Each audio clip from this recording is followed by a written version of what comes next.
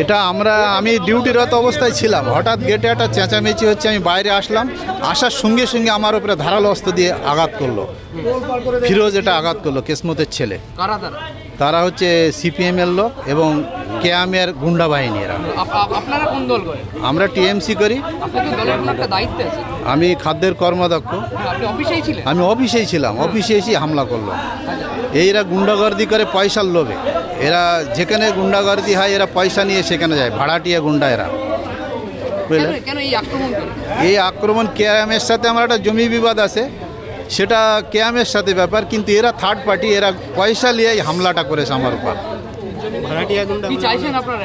আমরা চাইছি প্রশাসনকে দিয়ে ওদের অ্যারেস্ট করতে, এক্ষুনি অবিলম্বে অ্যারেস্ট করতে হবে। অবস্থা কি আপনাদের? আমাদের অবস্থা এখন খুবই শোচনীয়। আমরা কয়েকজন 10 জনের মতো আহত আছি এবং প্রচুর ইনজোর আছে। ভিতরেও আমাদের সব চোট লেগেছে আর কি, কোপানো হয়েছে, প্লাস চাকু মারা হয়েছে, চাকুর খোঁচা, সব চাকু দিয়ে মারা হয়েছে, ধারালো অস্ত্রের কোপ, শাবল। আমি পঞ্চায়েত সমিতিতেই ছিলাম, সেখানে এসে হামলা এই অবস্থাতে। হ্যাঁ, আমার নাম এমডি নূর ইসলাম, আমি খাদ্যের কর্মদক্ষ। আমরা ছিলাম অফিসে ছিলাম, ঠিক আছে। ওরা গুন্ডা বাহিনী নিয়ে আজকে আমাদের ছিল হিয়ারিং ছিল, আমরা হিয়ারিং করতে গিয়েছিলাম। ওদের কোনো জমি জায়গা নেই, কিছু নেই। আমরা গিয়েছি, আমাদের বারবার ডিস্টার্ব করছে, হিয়ারিং করতে দিচ্ছে না, মিথ্যে মিথ্যে পিটিশন জমা দিচ্ছে। আমরা বলতে যাওয়াই আমাদেরকে ধারালো অস্ত্র, ছুরি, বাঁশ, লাঠি এবং শাবল দিয়ে মাথা পাটা মোটামুটি ফাটিয়ে দিয়েছে। 10 জন আহত হয়েছে। আমরা মোটামুটি যারা ঠেকেছে তাদেরকে মেরেছে। কিসমত, কিয়ামের গুন্ডা বাহিনী, কিসমত, ফিরোজ আর ওর ভাইরা। তারা চিনি না, তারা গুন্ডা বাহিনী। সিপিএম করে, তারা সিপিএম করে, আলাদা পার্টি। আমাদেরকে মারধর করে। আমরা হচ্ছে টিএমসি করে। অবস্থা তো এখন ওরা সব ঘরে ঝামেলা করছে, নাকি কাগজ জমা দিতে গিয়েছে, জমা দিতে দেয় না। তো আমরা গিয়েছি, গিয়ে আমরা বলছি কী হয়েছে ভাই বলতে, এবারে সামনে চাকু দিয়ে ধারালো অস্ত্র দিয়ে মারধর করে। এটা ভুল কথা, এটা ভুল কথা। ওরা ওখানেই ছিল, ওখানে তো আবার বিডাবিসের সামনে তো সিসি ক্যামেরা লাগানোই আছে। তাহলে তো কে অস্ত্র নিয়েছিল, কে আগে লাঠি নিয়ে মেরেছে, সেটা সব বোঝাই যাবে। আমরা আগে ওখানে ঢুকতে গিয়েছি, ওরা ঢুকতে দেবে না। ওরা বলে কাগজ তোমাদের জমা দেওয়া হবে না। হ্যাঁ, আমরা বললাম কেন আমাদের জমা দেওয়া হবে না? আমাদের তো জমি আছে, বিডাবিসের ভিতরে আমাদেরও জমি আছে, আমরা কেন জমা দেবো না? আমরাও জমা দিতে পারি। কি হয়েছে শেষমেশ এবারে আমি ওদেরকে ফেরাতে গেছি, আমাকে গুপগাপ আমাকে মারা শুরু করে দিয়েছে।